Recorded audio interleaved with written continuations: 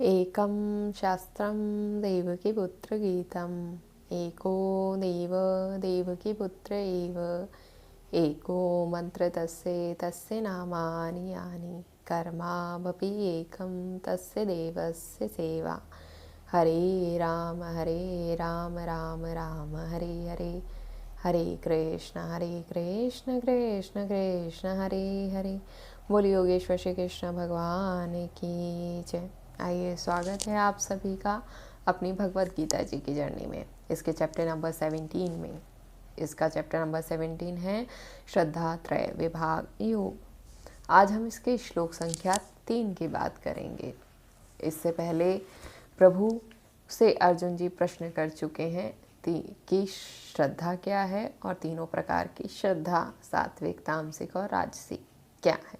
अब उसके बारे में विस्तृत वर्णन प्रभु इसके आगे श्लोक में करते हैं, जो कि तीसरा श्लोक है। उसमें प्रभु कहते हैं, सत्वानुरूपा सर्वस्य श्रद्धा भवति भारतः, श्रद्धामयोऽयं पुरुषो यो यच्छ्रद्ध स एव सः। हे भारत, सभी मनुष्यों की श्रद्धा उनके अंतःकरण के अनुरूप होती है। यह पुरुष श्रद्धामय है, इसलिए जो पुरुष जैसी श्रद्धा वाला है वह स्वयं भी वही है।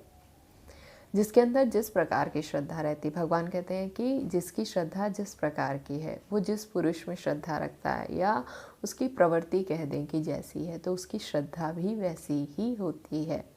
इसीलिए जो सात्विक पुरुष हैं वो देवताओं की पूजा करते हैं, वो देवताओं में श्रद्धा रखते हैं। जो रजस लोग हैं वो यश और राक्षसों में श्रद्धा रखते हैं।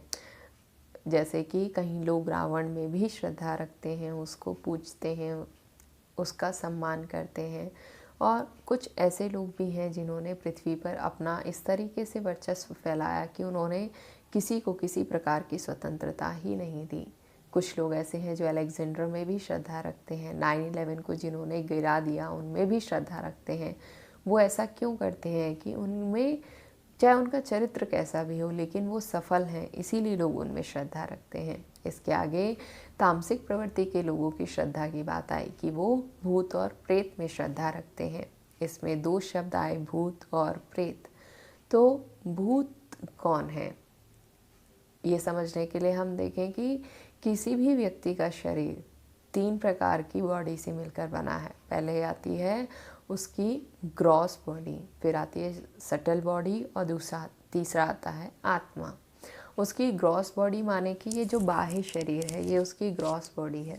फिर आती है उसकी सटल बॉडी, जो माइंड और इंटेलेक्ट है वो सटल बॉडी के अंदर आता है। फिर आता है उसका आत्मन रूप। तो इस तरीके से किसी भी व्यक्ति के शरीर का निर्माण होता है। अब भूत कौन है? पंचभूत, यानी कि पृथ्वी, जल, वायु, तेज और आकाश। ये जो पंचभूत भौतिक शरीर है वो ही नहीं रहा, वो शरीर ही नहीं है, इसलिए वो भूत कहलाए। इसमें अब उसकी जो बाह्य शरीर है वो नहीं है, लेकिन 2 चीज़ें एग्जिस्ट करती हैं, उसकी सटल बॉडी और आत्मा। उस सटल बॉडी के अंदर उसका माइंड और इंटेलेक्ट आता है और आत्मा, ये 2 उसमें विद्यमान रहती हैं, उसका बाह्य शरीर नहीं होता। इसको हम इस तरीके से समझें कि जैसे एक शैंडलियर है, एक बल्ब है और बिजली है।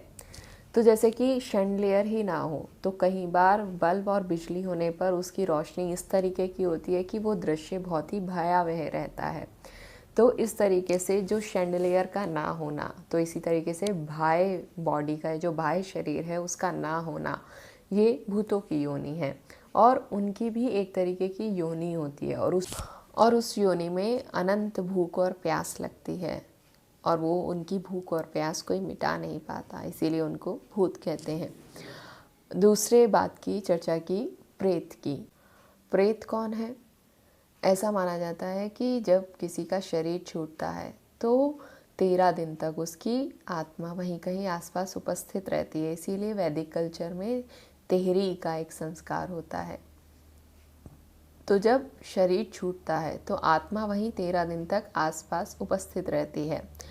तो जब शरीर छूटा तो हमने उसको दाह संस्कार कर दिया। उसका जो पंच भौतिक शरीर था, अग्नि, वायु, तेज, जल और आकाश, तो इसमें इस शरीर को जला दिया तो वो अग्नि में समर्पित हो गई, फिर उसको विसर्जन कर दिया तो वो जल में समर्पित हो गया। इस तरीके से उसका जो बाह्य शरीर है वो ख़त्म हो गया। अब उसमें बचता है उसकी सटल बॉडी और उसकी आत्मा, जो कि वहाँ 13 दिन तक आसपास विचरण करती रहती है। अब इसके बाद जब 13 दिन की व्यवस्था होती है तो ऐसा माना जाता है कि 13 दिन तक जाके घड़े में पानी दिया जाता है, और वो ऐसा माना जाता है कि उसको एक टेम्प्ररी बॉडी दे दी है।